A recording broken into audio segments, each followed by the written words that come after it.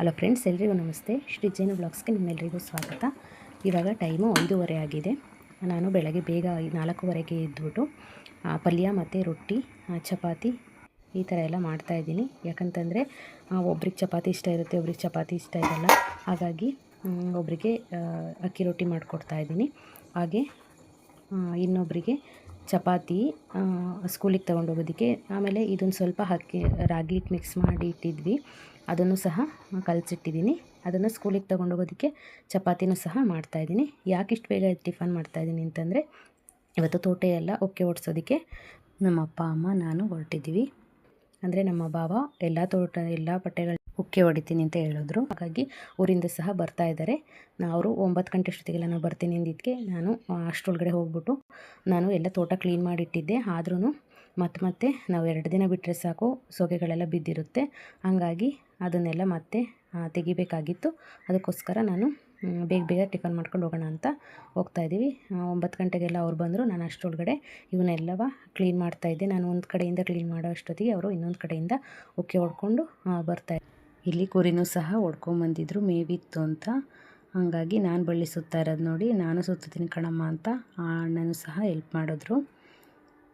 ನೋಡಿ, ಉಕ್ಕೆ ಹೊಡಿತಾ ಇದ್ದಾರಲ್ಲ, ಬೆಳ್ಳಕ್ಕಿಗಳು ಹಿಂದೆನೇ ಬರ್ತಾಯಿದೆ.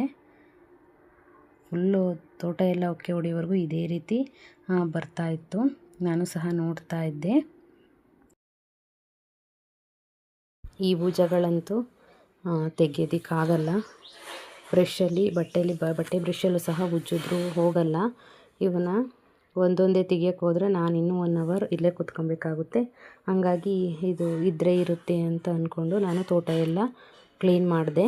ನಮ್ಮ ಅಪ್ಪ ಅಮ್ಮನೇ ತೋಟ ಕ್ಲೀನ್ ಮಾಡ್ತಾಯಿದ್ದು.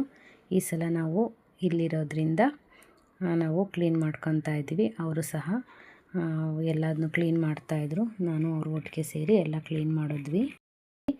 ಬೆಳಗ್ಗೆ ಫುಲ್ ರೊಟ್ಟಿ ಹಾಕೋಕ್ಕಾಗಿರಲಿಲ್ಲ. ಹಾಗಾಗಿ ನಾನು ಅದನ್ನು ಬಿಟ್ಬಿಟ್ಟು ಹೋಗಿದ್ದೆ. ಅದನ್ನು ಬಂದುಬಿಟ್ಟು ರೊಟ್ಟಿ ಹಾಕ್ಕೊಂಡು ಮತ್ತೆ ಹೋಗೋಣ ಅಂತ ಹೋಗ್ತಾಯಿದ್ದೀವಿ. ಇವಾಗ ಉಕ್ಕೆ ಹೊಡೆದೆಲ್ಲ ಆಗಿದೆ. ಇವಾಗ ನಾನು ಹೋಗ್ಬಿಟ್ಟು ಬೆಡ್ಡಿಗೆ ಗೊಬ್ಬರ ಉದುರಿಸ್ಬೇಕಂತೆ, ಸೀಮೆ ಗೊಬ್ಬರ. ಹಾಗಾಗಿ ರೊಟ್ಟಿ ಮಾಡ್ಕೊಂಡು ತಿಂದ್ಬಿಟ್ಟು ಹೋಗೋಣ ಅಂತ ಮನೆಗೆ ಬಂದ್ವಿ. ಒಂದೇ ದಿನ ಎಷ್ಟೊಂದು ಕೆಲಸ ಆಯಿತು ಅಂದರೆ, ಬೆಳಗ್ಗೆ 4:15 ಇದ್ದಾಗಿಂದ ಈಗ 2 ಗಂಟೆವರೆಗೂ ಆಗಿದೆ. ಇನ್ನು ಸಾಯಂಕಾಲದವರೆಗೂ ನಮ್ಮದು ಕೆಲಸನೇ ಆಗೋಗುತ್ತೆ. ಎಲ್ರಿಗೂ ರೊಟ್ಟಿ ಮಾಡಿಕೊಟ್ಟು ನಾನು ಸಹ ತಿಂದು ಮತ್ತೆ ಹೋಗೋದ್ರೊಳಗಡೆ ನಾವು 3 ಗಂಟೆ ಆಗೋಯಿತು.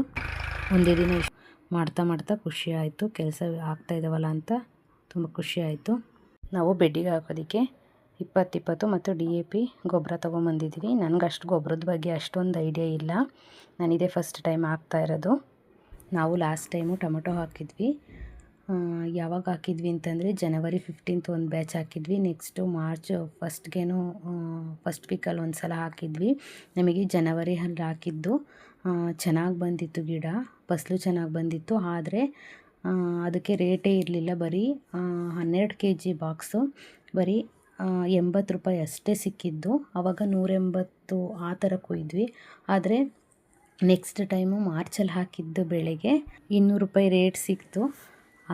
ಅಂದರೆ ಇದರಲ್ಲಿ ಫಸಲು ಜಾಸ್ತಿ ಬರಲ್ಲ, ಜಾಸ್ತಿನೇ ಹಾಕಿದ್ವಿ.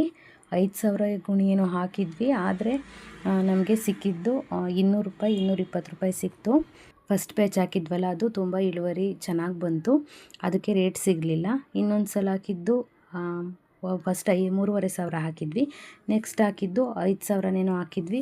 ಅದಕ್ಕೆ ಇಳುವರಿ ಇರಲಿಲ್ಲ, ರೇಟು 200 ರೂಪಾಯಿ ಸಿಕ್ತು. ಪರವಾಗಿಲ್ಲ. ಅಂದರೆ ನಮಗೇನೂ ಆದಾಯ ಅಂತೂ ಆಗಲಿಲ್ಲ. ಖರ್ಚಾಗಿದ್ದು ಆಯಿತು.